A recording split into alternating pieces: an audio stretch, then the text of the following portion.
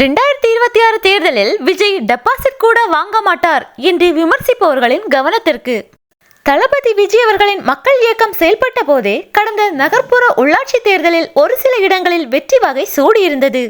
அதேபோன்று பல இடங்களிலும் 2ஆம் இடத்தை பிடித்து அசத்தி இருந்தது. நாமக்கல் மாவட்டம் குமாரபாளையம் நகராட்சியில் விஜய் மக்கள் இயக்கம் வெற்றி பெற்றிருந்தது. புதுக்கோட்டை நகராட்சி 4வது வார்டிலும் திமுகவை தோற்கடித்து வெற்றி பெற்றது தளபதியின் மக்கள் இயக்கம்.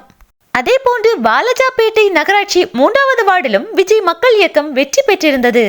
திமுகவின் கோட்டையாக இருந்த சென்னை மாநகராட்சியிலும் அதிமுக பாஜகவை பின்னுக்கு தள்ளிவிட்டு திமுகவிற்கு சரியான போட்டியாக இருந்து 2ஆம் இடத்தை பெற்றிருந்தது விஜயின் மக்கள் இயக்கம். இதேபோன்று பல இடங்களிலும் விஜய் மக்கள் இயக்கம் 2ஆம் இடத்தை பிடித்திருந்தது குறிப்பிடத்தக்கது. தேர்தலில் முழு வீச்சில் தளபதி விஜய் அவர்கள் களமிறங்குவதற்கு முன்னரே குறிப்பிட்ட சில இடங்களில் வெற்றி பெற்றிருந்தார். தற்போது அவர் தன் சினிமா துறையை விட்டு விலகி முழு நேரமாக அரசியலில் களமிறங்கியுள்ளார். அவர் நீண்ட யோசனைக்கு பின்னர் தான் அரசியலில் களமிறங்கியுள்ளார். அவரை குறைவாக யாரும் மதிப்பிட வேண்டாம். 2026 தேர்தலானது அவருக்கு இதைவிட பல வெற்றிகளை குவிக்கும் என்பதில் எந்த சந்தேகமும் இல்லை. 2026 தலைவர் விஜய் அவர்கள் ஆட்சி அமைப்பது உறுதி.